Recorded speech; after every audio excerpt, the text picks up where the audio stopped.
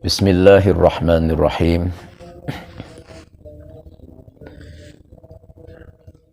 Ada kalanya kita menjumpai orang yang kesulitan dalam sakaratul maut. Maksudnya orang yang kesulitan ketika hendak meninggal dunia.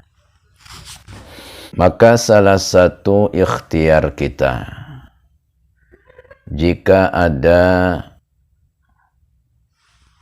orang yang kesulitan dalam sakaratul maut, dalam menghadapi ajalnya,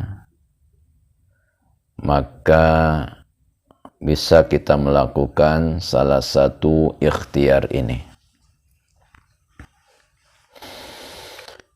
Yang pertama, bisa dibacakan doa-doa dan ayat-ayat ruqyah. Karena mungkin di antara yang mempersulit dia dalam sakaratul maut itu, mungkin dia punya sesuatu pegangan atau amalan-amalan, bisa yang berupa khodam-khodam dari bangsa jin yang mengganggunya, yang mempersulitnya dalam menghadapi sakaratul maut. Maka bisa dilakukan ruqyah kepada orang tersebut.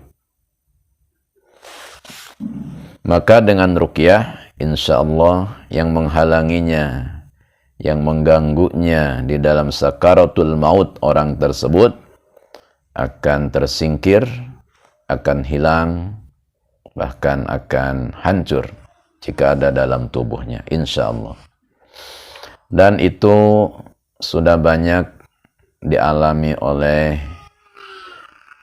para peruqyah dari teman-teman kami juga. Ada yang setelah diruqyah seminggu kemudian meninggal. Ada yang setelah diruqyah 3 hari kemudian meninggal dengan mudah. Ada yang setelah diruqyah 1 hari kemudian meninggal dengan mudah. Ada yang setelah diruqyah hanya selang beberapa jam kemudian meninggal dengan mudah. Bahkan yang saya alami sendiri, ketika meruqyah yang oleh keluarganya katanya kemungkinan ini ada gangguan atau ada yang menghalanginya, ada sesuatu yang ganjil seperti itu. Maka saya ruqyah orang itu dalam keadaan duduk, dia pegang bantal seperti ini, duduk, masih gerak, matanya juga masih melihat. Kemudian saya ruqyah orang tersebut. Belum sampai di pertengahan ruqyah, orang ini sudah mulai kurang gerakannya, mulai kurang, bahkan mulai dia terlukup di atas bantalnya seperti ini, sampai akhirnya tidak ada gerakan lagi, tidak ada gerak lagi. Dan saya teruskan baca ruqyah. Ternyata selesai ruqyah, orang tersebut sudah inna lillahi wa inna ilaihi raji'un. Kami, kemudian keluarga juga tidak menyangka kalau beliau akan meninggal dalam posisi diruqyah seperti itu. Itu salah satu alternatif. Jika ada yang kesulitan dalam sakaratul maut, maka bacakan doa-doa dan ayat ruqyah. Kemudian ikhtiar berikutnya, ini yang sering kita dengar dari guru-guru, Kalau ada orang yang sudah sakit parah sekali, kita melihatnya kasihan sekali antara hidup dan tidak. Sepertinya tersiksa dengan sakitnya. Maka ikhtiarnya adalah bacakan surah Ar-Ra'du. Suratul Ra'd. Surah Ar-Ra'du itu ada di juz ke-13, urutannya setelah surah Yusuf. Surah Yusuf, kemudian surah Ar-Ra'd atau Ar-Ra'du gitu.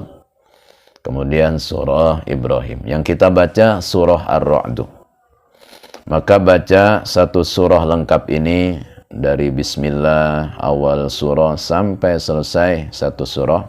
Dibacakan kepada orang yang sakit parah, orang yang sakit keras tadi, maka insya Allah jika orang ini ditakdirkan oleh Allah sembuh, maka akan disegerakan kesembuhannya oleh Allah. Dan jika orang ini ditakdirkan akan menemui ajalnya, insya Allah akan dipermudah oleh Allah dalam menghadapi ajalnya. Caranya, kita duduk di samping orang yang sakit tadi, orang yang sudah sakit parah atau yang sedang sakaratul maut tadi, duduk di sampingnya, dekat telinganya, kita bacakan surah Ar-Ra'du dari awal sampai akhir.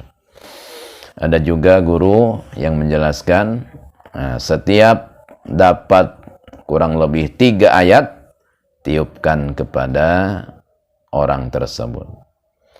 Kita baca 3 ayat, dapat 3 ayat, tiupkan. Kemudian sambung lagi, dapat 3 ayat lagi, tiupkan lagi. Terus seperti itu sampai selesai dibaca seluruh surah Ar-Ra'du. Maka insya Allah jika orang ini ditakdirkan sembuh, maka disegerakan sembuhnya, dan jika ditakdirkan ajal, maka insya Allah dimudahkan oleh Allah ajalnya. Dan ini sudah mujarab juga. Kadang-kadang saya mintakan kepada keluarga atau ahli bait, ketika menemui hal orang yang seperti itu, saya mintakan supaya di antara keluarga ada yang membacakan surah Ar-Ra'du. Kemudian tidak lama setelah itu ada kabar berita, inna lillahi wa inna ilaihi raji'un, telah menghadap kepada Allah dengan mudah berkat surah Ar-Ra'du tadi. Demikian, semoga bermanfaat.